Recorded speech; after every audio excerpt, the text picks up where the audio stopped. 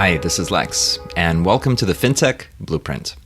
It's your podcast about fintech, decentralized finance, digital banking, investing, robo-advice, artificial intelligence, and all the other frontier technology that is transforming financial services.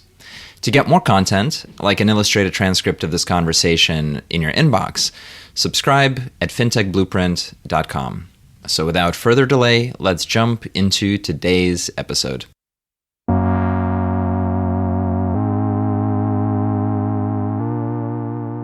Hi, everybody, and welcome to today's conversation. I'm so pleased to have with us today Stephen Balavan, who's the CEO at Lambda Labs. Lambda is an artificial intelligence company, and we'll talk about that industry and the different parts of the industry and how they've evolved. A bit of disclosure, I've known Stephen for a while, and it was actually one of my first angel investments. And so I have an immense conflict of interest as well as a personal interest in everything that Stephen's been doing and Lambda's been doing. So with that out of the way, Stephen, welcome to the podcast.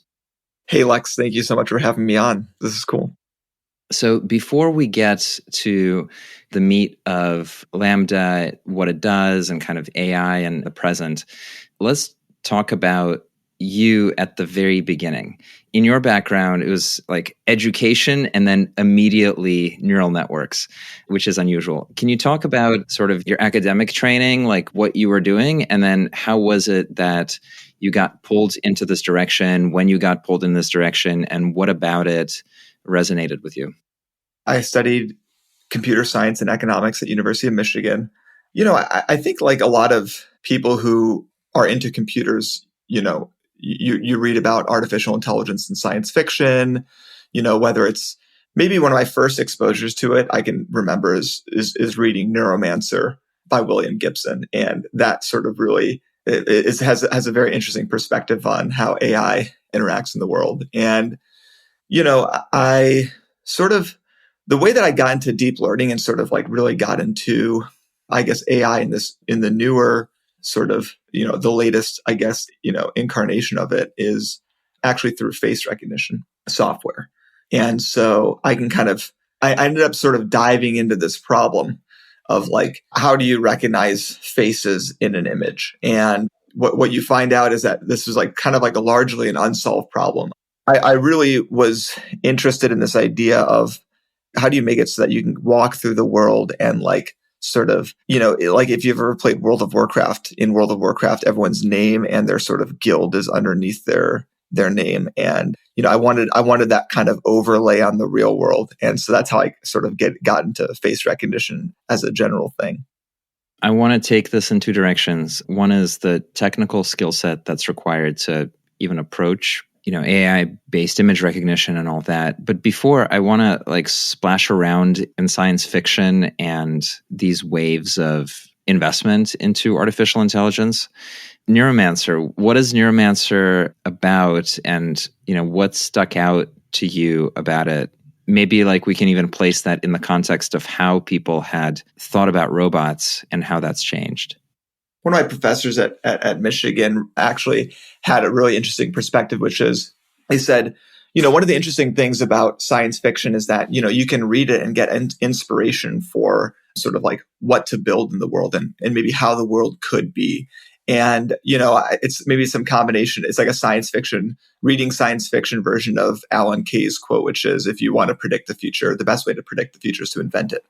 That really resonated with me. And so, I'd read Neuromancer as a kid growing up. And, of course, I'd seen 2001: A Space Odyssey, which is another famous sort of both book and obviously Kubrick film where, they sort of look into human evolution. And, artificial intelligence is almost like a capstone on human evolution in 2001 in that universe. As far as Neuromancer's sort of maybe even one of the first books to really explore, I guess, cyberpunk as a general concept, which is, high technology, low life. That's like that's the one sentence summary of cyberpunk, right, as a genre. And, William Gibson really does an interesting job of exploring sort of this concept of artificial intelligences that are sort of quasi-controlled by this off-world family, I think the Tessier-Ashpool family.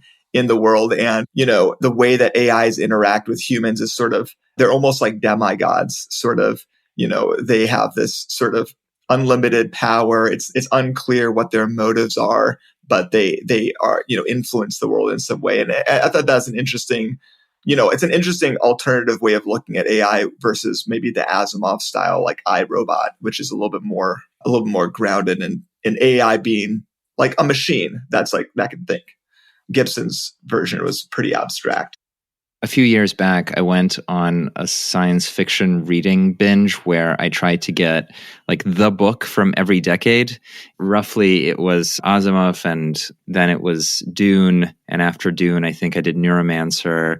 For the 90s, I did Diamond Age. Yeah, Diamond Age is another great one. Yeah, for sure. And then in the 2000s, it was this book, Accelerando, which has really imprinted on me and informed actually a lot of some of my career choices too.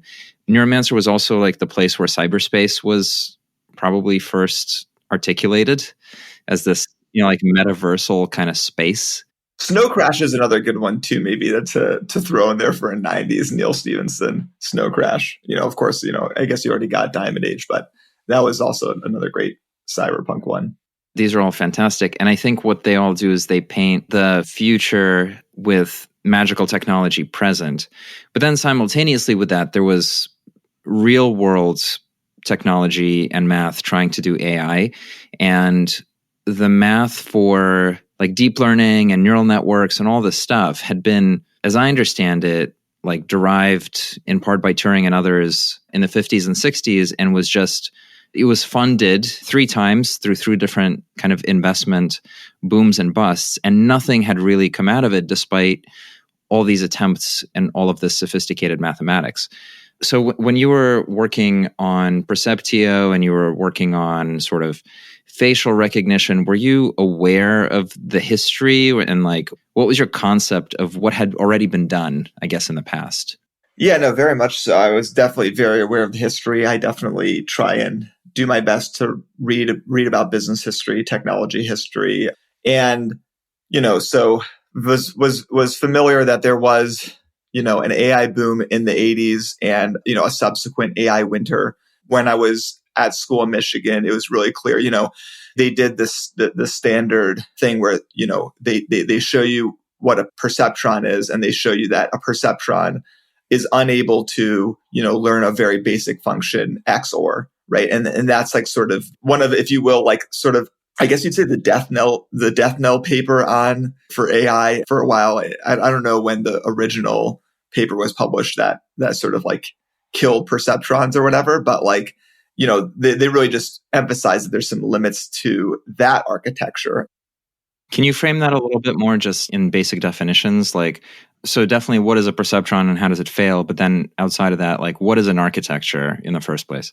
I want to say that like specifically the thing that I'm talking about, I forget what the actual paper was. I think it was Marvin Minsky who published the paper with a lot of criticism about Rosenblatt's perceptron. The basic idea though is that, this was a very limited architecture for a neural network and was not able to solve that basic problem of learning the XOR function. And because of that, I think even Marvin Minsky, who's one of like, I'd say the original like fathers of AI, one of them, right, kind of maybe even had some regrets about like how much damage that paper did to the industry in a sense, like maybe discouraging further research into these types of architectures. I mean, like going back to the history, one of the things I was doing in like 2013, I remember reading through some of the emails I think that Jan LeCun had written back when he was at Bell Labs and, doing research. And it was just so interesting because, deep learning was having this renaissance. DeepMind was formed and was, acquired by Google. Jeff Hinton and researchers were selling their company to Google. And, in 2012, 2013, deep learning specifically was having this renaissance. And it was just interesting to read these emails from Jan LeCun in like the 80s. I want to say it was like late 80s or early 90s. Jan LeCun had been working on similar architectures that really worked in the 80s and 90s. And it was just really a matter of putting more computation behind it before we started to see progress again. Yeah, I think this point is just so wild to me. It's profoundly affecting this period from 2012 to 2014, where the Stanford competition for image recognition, like the error rates on telling a cat apart from a dog went from 10 to 8 to 6 to 4, with 4% being better than the human error rate of recognizing an object. And so you had this moment where the machine is better at seeing in a way that obviously isn't connected to consciousness or to the rendering of some object or description of the object, just the process of identifying a visual perception and mapping it into the concept space. Like, it was doing that better than a human being. I mean, after decades and decades and decades of people saying this thing's not going to work, and even, as you say, kind of the leaders of the space giving up on it, and yet you decided to build in this space. So what happened? Interesting, like sort of like going back to sort of even science fiction and being a little bit of an inspiration is that, so in 2012, I was really interested in this problem, like I was saying, of having this sort of visual overlay in the world. It was a little bit like sort of, an augmented reality type of vision where it'd be some combination of, basically glasses that you would wear that would overlay information about the world, and it would be tied into an artificial intelligence that would be able to, recognize faces, tell people. It kind of be like a serendipity accelerator, right? The idea was basically you could meet somebody on the street and it would tell you all the social connections you had in common, maybe, little facts about each other that were shared interests or whatever. These days, this is like the Chinese dystopian imagery. Like, whenever you read an article about how tough it is in China, like you get the image of people's faces and squares and with social like credit scores above their heads or whatever. But there was this really great anime. There's two great animes that have been pretty inspirational for me. One is Serial Experiments Lane, and the other one is Den-O Coil. And Den-O Coil is about a future where the first generation of children who grow up with basically smart augmented reality glasses. Basically, I really wanted to build that thing. So if you go watch the anime Den-O Coil, DENNOU Coil, COIL, basically they have these like little, sort of pets inside of augmented reality, and they can sort of play in this totally separate world that's layered on top of the real one. And, that's how I got into this original problem. I was like, okay, well, with that, you need to have really good face recognition. Obviously, it's like a primitive in building a good augmented reality system. And I realized that face recognition problem was really an unsolved problem. And thankfully, at the time in 2012, like Alex Kershevsky and Ilya Sutskever had just published the ImageNet paper where they had trained, a state-of-the-art ImageNet on basically a desktop computer underneath their desk.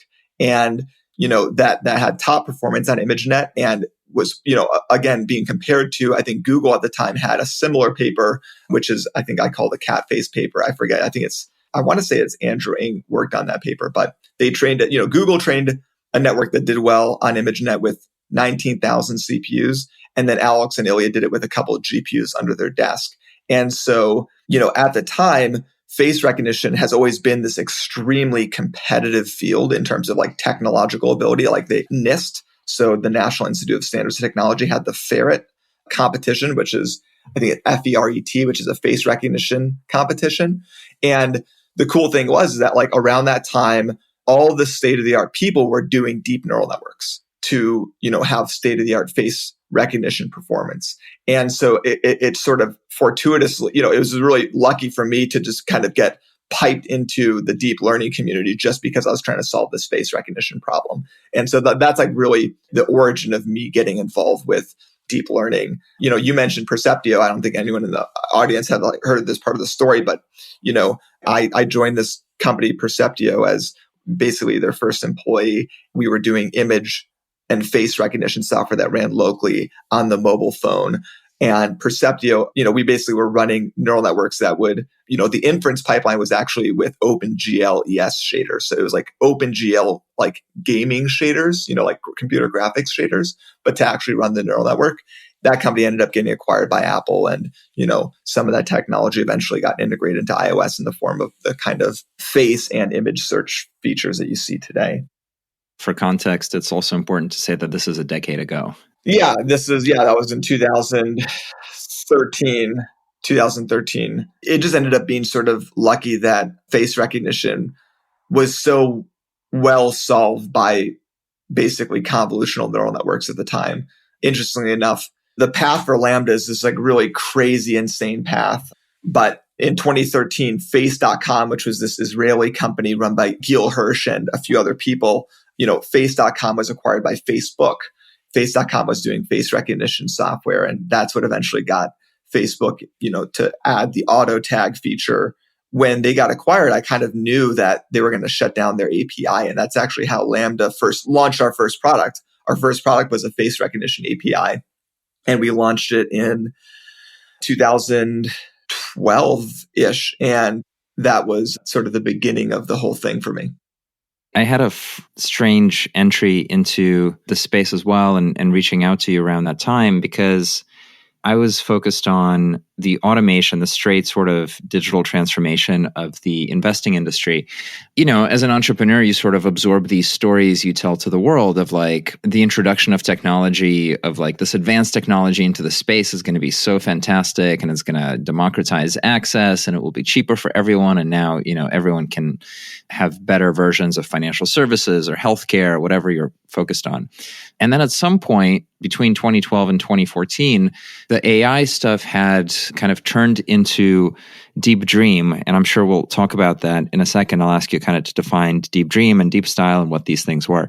But all of a sudden, you started having these applications of math to the visual arts. And of course, today with Dall-E and generative AI, this stuff is so vividly better than anything a person on average would do. In the moment, you could see that kind of like seed being planted where the hallucinations of machines were generating more interesting visual outcomes than artists and potentially incredibly novel outcomes. And for me, like I'd been spending all this time being like, technology is going to be so good at replacing financial advisors. You just use a robot to move your money around. And then like in my private life where I had an arts practice, it was basically a holy shit moment for me because I was like, these robots are better artists than anything I can do. And that made me feel like profoundly affected. And I remember finding the application you were working on at the time and reaching out to you. And this is a good place to kind of ask, what was that application? What is DeepStyle? And kind of how did you get there? Yeah. So anyone who's done face or image recognition before, loves looking at the weights of their neural network, like visualizing the weights that are being learned by a ConvNet or by a neural network are an important part of understanding how well the learning process is going. And so it's not uncommon for people to sort of plot out visually what the weights are and the convolutional filters that are being learned. And they're really beautiful. Like anybody who's been doing that work will look at their weights of especially if you're learning a visual neural network, right? You're going to look at those weights and go, wow, I can see, this is a feature that's learns to detect glasses. This is a feature that's learning to detect whether somebody is older or younger. And you can kind of see the different features that are being learned by the network. Sometime in, I think it was like summer of 2014. I want to say it was 2014 or was it 2015? It's a little bit blurry for me. I think it was 2014. We saw the first image that was created by DeepDream and it came out of Google. It was this sort of like slug-like squirrel. It was a picture of a squirrel that was like something you'd never seen before. It was very trippy, very psychedelic. And the first moment I saw it, I was like, wow, what is this? This is strange. Because I knew it was I could tell it just looked like the type of images that you might see generated, you might see sometimes when you're looking at your weights. And I was like, okay, this must be coming from, it's coming from the Google Brain team. And that really kicked off the beginning of what I'd say is like the current modern era of like generative images and generative artwork. What the team at Google Brain found out is that if you just basically change the image, it's interesting. Basically what they did was they're doing like this sort of what's called L2 maximization. Basically, you run a neural network and have it look at an image, right? And then it'll say sort of what it sees. And then you sort of augment, you say, hey, see more of what you're already seeing and less of the things that you don't think it is. So for example, if it looks at a squirrel and it sees a squirrel or sees a slug or sees other things, you're going to sort of bump up the features that are really salient, and you're going to diminish the features that are not salient. And then you run backprop and you backpropagate through the network down to the data layer. And usually you run backprop to update the weights of a neural network. But actually with the DeepDream, what you're doing is you're backpropping back to the data layer, and then you're actually updating the data itself. So it's kind of an interesting use of a neural network. You're not updating the weights of the neural network. You're instead updating the actual input and changing the input data. They were able to do things like, if you chose features at the very semantic level, you might be able to hallucinate things that don't exist. And if you chose layers that were, if you will, like earlier in the visual cortex of the network, meaning like, edge detectors, line detectors, stuff like that, it would actually kind of give you this almost Picasso or like impressionistic style. You know what I mean? I don't know if you remember the first DeepDreams. It made my skin crawl at the time, was just that like squirrel slug pug dog. Puppy slug. Like I've seen those on hallucinogenics in college, right? Like I've seen exactly that. Like what it reflected to me wasn't like a magic quality about the tech. It was that we were reverse engineering like perception. Perception. Yeah, no, I mean, it definitely says something when there's a marked similarity to psychedelic experiences. I mean, and when you take it to the extreme, it's like, on one hand, if you go very high up in the semantic layers, it's like a DMT trip, like insane like structure and color. And then if you go lower in the layers, it's almost like, this sort of, Van Gogh style impressionism. And it's just very interesting, what you learn maybe about perception in general when you study these things.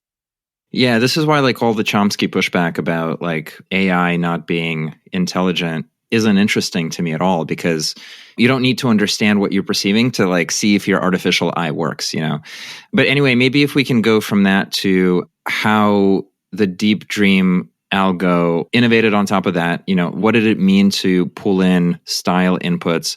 And then how did you end up setting up Dreamscope, and what was that like? We saw this, and we knew immediately that people were going to want to generate images like this. And so we just sort of like rushed to develop an application. We had a web app that we launched called Dreamscope. It was dreamscopeapp.com. And then we had an iOS app that we quickly followed on with. And we launched it, and we were processing millions and millions of images within the first couple of weeks of launching. And I would say that if you saw a DeepDream image during that time period, it was very likely that it was generated by Dreamscope. I mean, we were by far and away the most popular DeepDream generation application. And then in August, I believe, of 2015, Leon Gatte's and, Gatte's et al. 2015, which is the paper of neural style transfer, came out. And that was actually taking it one step further. So instead of just hallucinating stuff, you can basically say, here's the base image, here's a target style image. And then it would use this gram matrix representation, which was basically sort of like a covariance matrix as part of the optimization. And you could basically take an input image and reimagine it in any style that you can think of. And that was also very popular. And what ended up happening was, this is 2015, 2016. This is the early days of what, we call maybe at the time neural style transfer. There was a company called Prisma that we competed with at the time. And it was interesting because, they've also, gone on to, they made Lensa. So Prisma is the company behind Lensa. I was going to ask you about this, and maybe I'll ask you now before we get into the hardware stuff, because your vantage point on it is so interesting. Do you look at Lensa and you're like, oh, I missed that one? Or no, it's interesting because, of course we used to compete with them, and it's fun. It's like really engaging to find a company that you compete with, and like, we're both like really working really hard to build the best product. And it's just fun to have competition, I think, sometimes. And when I look at them now, though, it's funny because we're now in the infrastructure space. So now we're on the side where we're we're providing workstations or servers, and we have a cloud service now. And now I get to approach them and say, hey, are you interested in some of our cloud service, our GPU cloud service, for example? So I don't have any feelings really about it other than that. I think this is an interesting segue. So, what actually happened was Dreamscope was doing really well, but we had this really expensive cloud bill. It was a really, really expensive AWS bill. It was around $40,000 a month or something.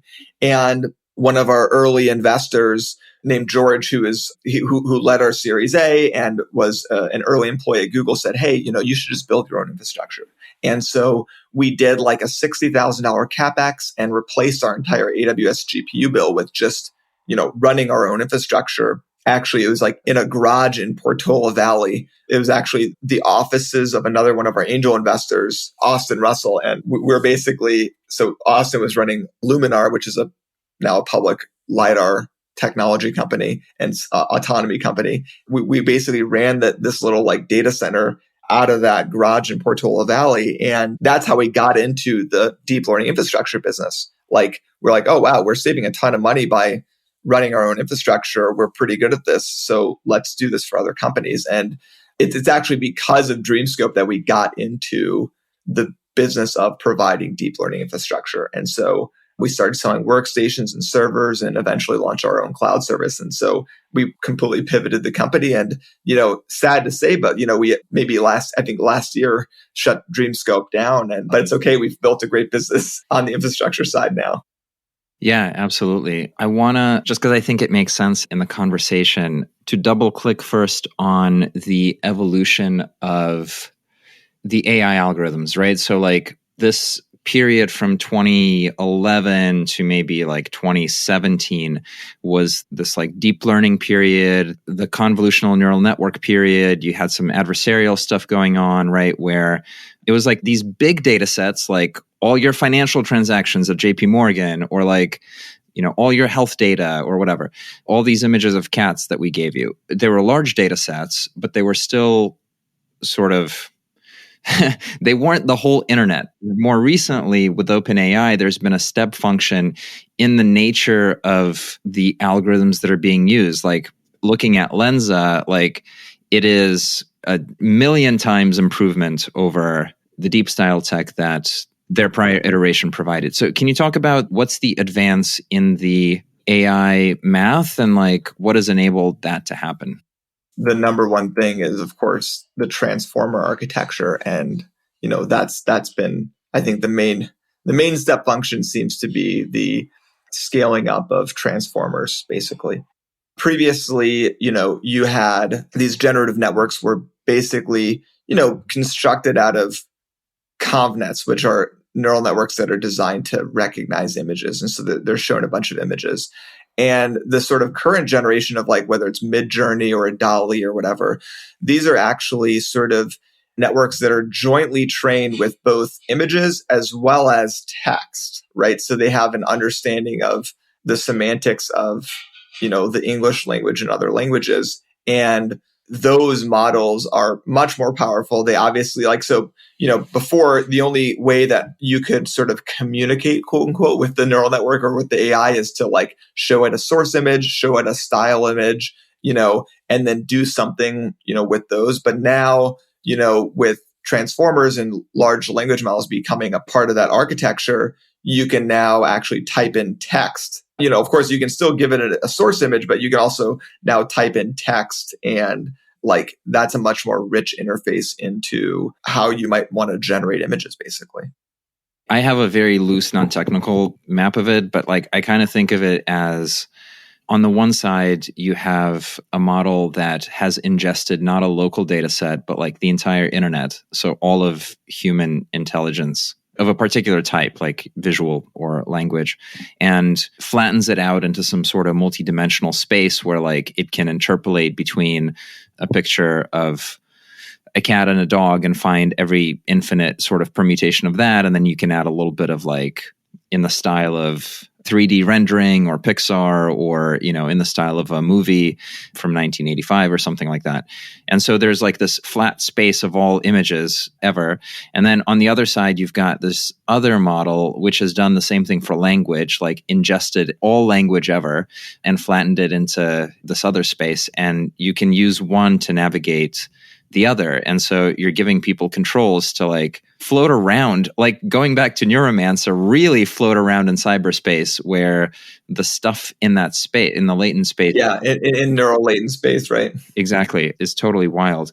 I stopped basically, we've never trained, for Dreamscope, any of the modern sort of Dall-E style clones or stable diffusion or whatever, right? And so I too am like, that's outside of my field of expertise. I did a lot of stuff with neural style transfer back in the day and did a lot of stuff with face and image recognition back in the day. And so like, I'm also not even, the right technical expert there. I mean, I know a little bit about it, but I'm not, by any means a technical expert on things like some of the newer architectures like Dall-E.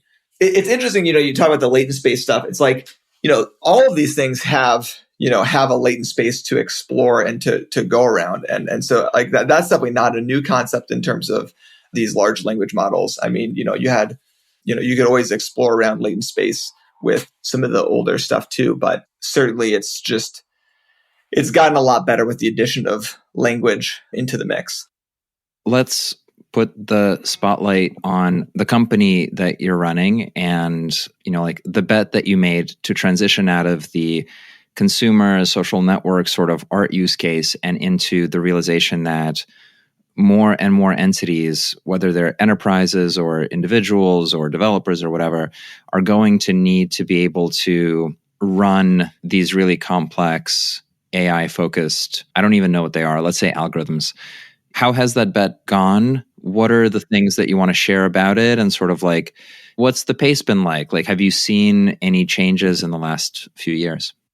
Yeah, I mean, so when I started Lambda and, in 2012, like deep learning was something that you had to like tell people about and like convince them that it was a real thing. And then they go, well, but weren't neural networks already tried in the 1980s? And you're trying to go, well, no, this time's different. And you don't have like the shared language, the shared sort of like, oh, well, it's the bitter lesson, right? Which is that, compute power has been the one thing that's been driving the progress here on the same exact algorithms we've been using since the 1980s, because, you haven't spent a lot of time thinking about like the structure of how that science progresses. So you have to like convince people. And then in the early days, it was like, we were using Torch, like Lua Torch. So before it was PyTorch, it was Lua Torch.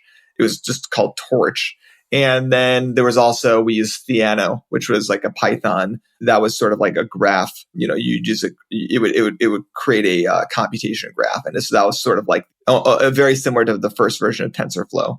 It really took some time, I'd say between 2012 and when Cafe came out, started becoming really popular in 2015, 16. It was still like very early days for deep learning. And it would have been very difficult to like start a business that was providing deep learning infrastructure because there wasn't a lot of people doing it. And then I'd say, between 2016 through maybe, I'd say until now, like until like ChatGPT came out, right? And like Stable Diffusion came out, like 2016 until 2022, let's say, those 5 or 6 years are like the early adopters almost kind of thing. You're starting to see people, do AI first startups and whatever. And then now I think that we've finally started to, you basically between 2015 and 2022, people on Hacker News were really interested in learning about deep learning because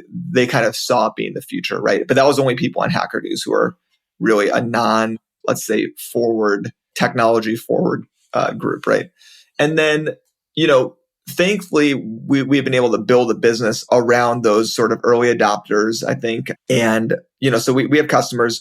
I mean, look, our customers are pretty much every company in the world. It's kind of crazy. Like, name a company, whether it's Amazon Research or Pfizer or Los Alamos National Labs or parts of the US government, parts of the US military, parts of any type of publicly traded company or, AI startups. I mean, we have a lot of different customers, and that part of the business is done really, really well. Like, so we have this sort of, on-prem AI infrastructure business where we have laptops, workstations, servers, and, large scale deep learning clusters called Echelon. And then we have a GPU cloud service, which, is sort of swipe your credit card, pay by the minute to run A100s in the cloud. And, our GPU cloud is about a third of the price of AWS. It's like $1.10 an hour for an A100 that otherwise on AWS would be about $4 an hour.